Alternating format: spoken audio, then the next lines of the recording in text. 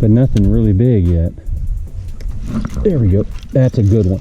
That's the... Hey everyone, thanks for tuning back into my YouTube channel. We've officially hit fall in East Texas. The nights are cooler, the highs during the day are not even hitting 80. I hit this little lake near me about 40 minutes away, and I didn't realize how small the lake was. It'd been years and years and years since I've been there. Water temperature was right about 71, 72. A lot of fish suspended, and caught some fish. I caught the better portion of my fish, actually all my good ones, on square bill crankbaits. With that in mind, I thought I would do a fall cranking overview. Where I live, we have mostly lowland impoundments. A lot of places in the country have highland impoundments, river type systems, canyon type reservoirs, deep clear lakes, and things like that. Wherever you are in the country, it's gonna vary to some degree. I'm gonna quickly go over some different scenarios for other parts of the country and then just jump into kind of what works in the area and the part of the country that I live in here, which is East Texas.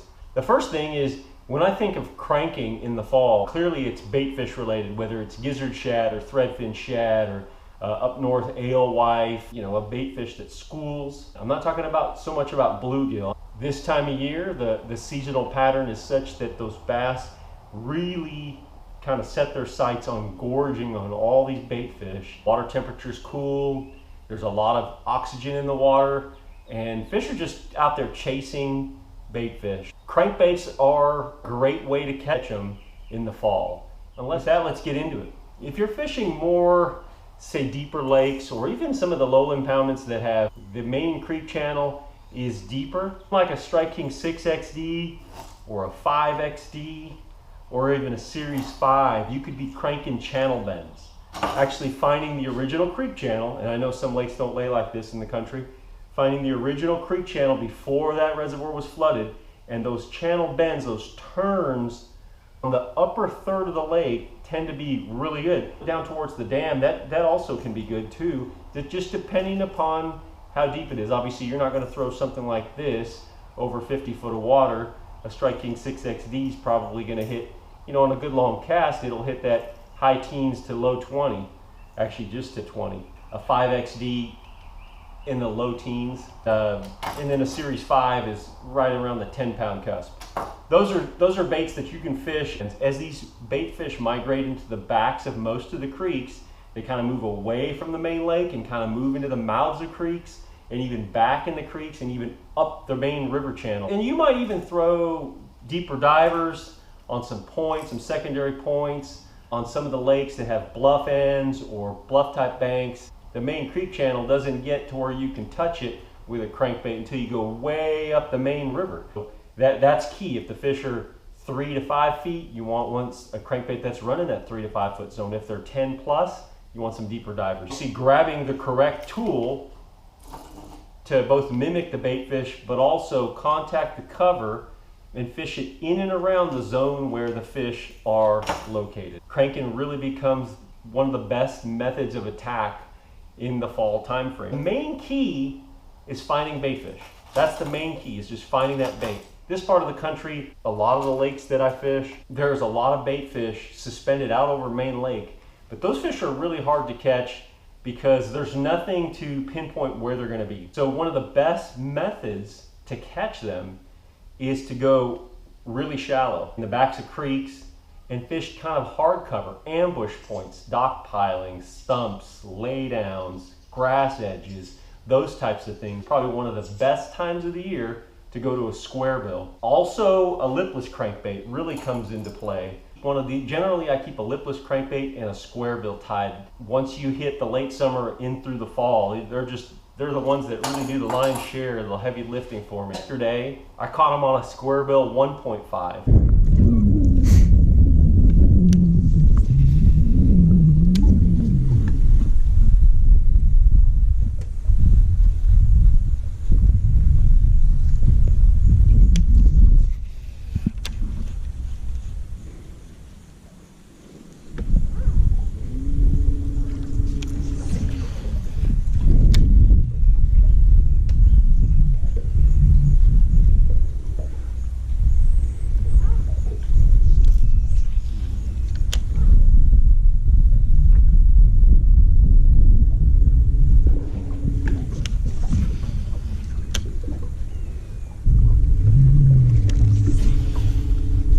lay down like this that runs perpendicular to the bank should have some fish on it.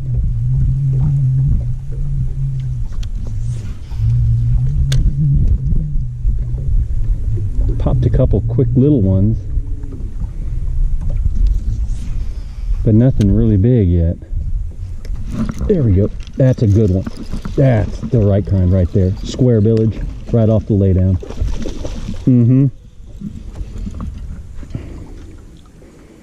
Dude, it just creamed him. I don't know how well I have him hooked. I'm going to kind of get him out here away from the bank a little bit. Oh, he's got it. Down in the crushers.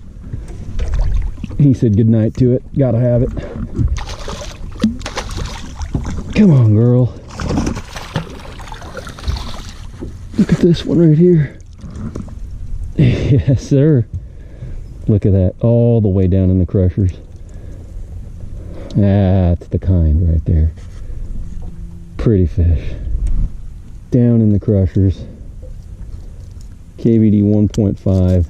Getting it. I was just wondering, you know, just wondering, what do I got to do to catch a better quality one? And whammo, 3.5, 3 3/4. Just careened it off there. Nice. Here, there's that perpendicular piece of cover right there, running off the bank like that over deeper water. Definitely held a good one right there. Now we know that they're just not little ones up, and that's key. When you know, when you've kind of established, okay, oh, there's another one. He's like, oh, look at that one. Golly. Gosh, I can't believe that. A 2.5 is a little bit bigger. If the water's a little more off colored, then the 2.5 really comes into play over the 1.5. I feel like they can find it a little better. More pressure waves, silhouette, bigger footprint in the water. The thing that I really love about throwing a square bill is it's a full contact sport, in my opinion. You're gonna wanna get it to run into things or run really close to it. If you're scared of losing your crankbaits, this is where you kind of have to get over that fear. You want that bait to run into stuff. Because of that square bill, as you can see, let's say this is a stump or a lay down, a piece of wood in the water. It's gonna be running like this, and it's gonna kind of careen over it. And this square bill is acting like a guard, pushes the bait out of the way, pushes the hooks out of the way, and as it rolls and deflects, that directional change is key to getting bites. So you want to get as close to cover as you can. You want to put this thing in places where you would put a worm or a jig, a skip or a flip or a pitch or a short cast in and around cover. I mean, talking about throwing it up on those laydowns, under docks, different things like that, around the grass, and getting those fish to come out. Conditions are key too. If you get a little bit of a ripple on the water, a little bit of wind, that's gonna help this bite. Now I've caught them when it's dead slick glass, but there has to be the presence of bait is where that comes into play. And I'm trying to hit every angle and just bounce it off everything that I can and really get it to ricochet, directional change. When that bait's running like this, a fish is following it and it runs into something and it careens like that, or there's something about them ignites those fish to trigger a strike. I think they just can't handle the idea that it's getting away about it. When it comes to rods, I love a fiberglass rod. This is a David Fritz perfect crankbait rod. I really like it because it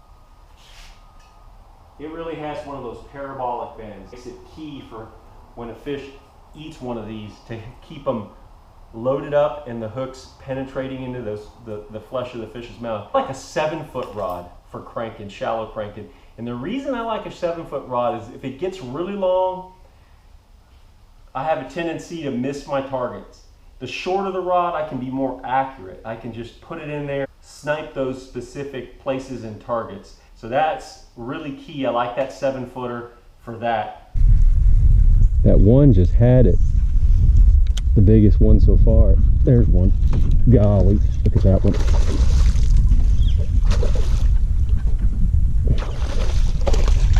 So I'm still on the right deal. It's just a matter of getting them in front of them.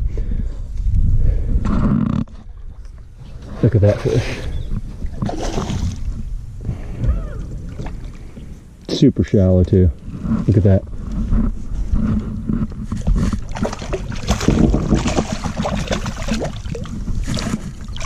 Should have grabbed the net, but I was so far up here.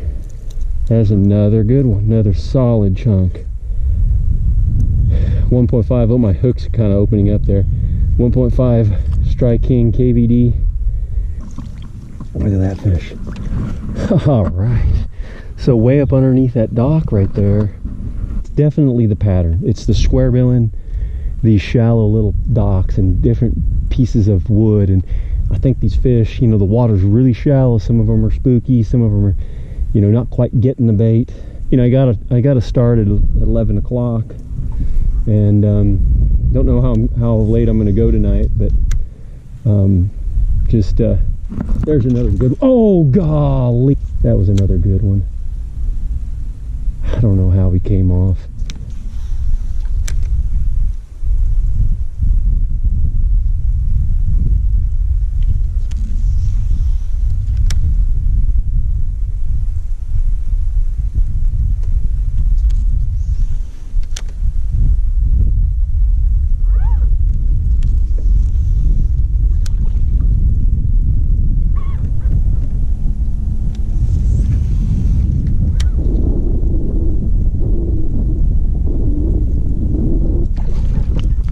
Golly, look at that one.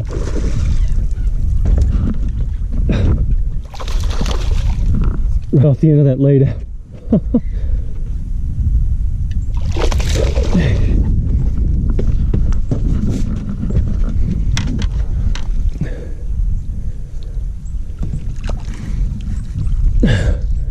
Yes. Look at that fish. Man.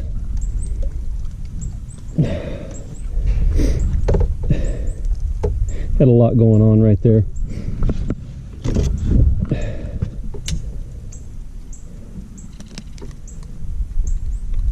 He wasn't coming off, actually. She came right off and ate it. Oh, another good one, like 3+. Basically what you have is you have fish just on certain wood targets, horizontal and vertical wood targets. I'm usually running, depending upon how heavy the cover is, I'm running anywhere from 12 to 20 pound test fluorocarbon. I believe I have 14 pound test gamma fluorocarbon here. Spooled this up on a Blues BB1 Pro, and it's a 6:4 to 1 gear ratio. I like this 6:4 to 1, but if I can, I'd get my hands on a 7 to 1. I like to have the extra speed. Every once in a while, cranking it faster can generate some additional reaction strike. Overcome that fear of getting them hung up. The beautiful thing about being in a boat is you can go over there and get them unhung. The other thing you can do is a lure retriever by Ego. You run the line in here, you run it down, and this little shovel type nose will pop that bait free, and sometimes the chain will even get hung on the treble hook. So this one's probably one of the best that I've ever used. Doesn't look like any of the ones out there that you'll see, but this one, I've got, I don't know how many baits with this one. Crankbaits, jigs, great. It works great at getting jigs out of root balls and root systems and different things like that you get hung up in. Great lure retriever this time of year is definitely key.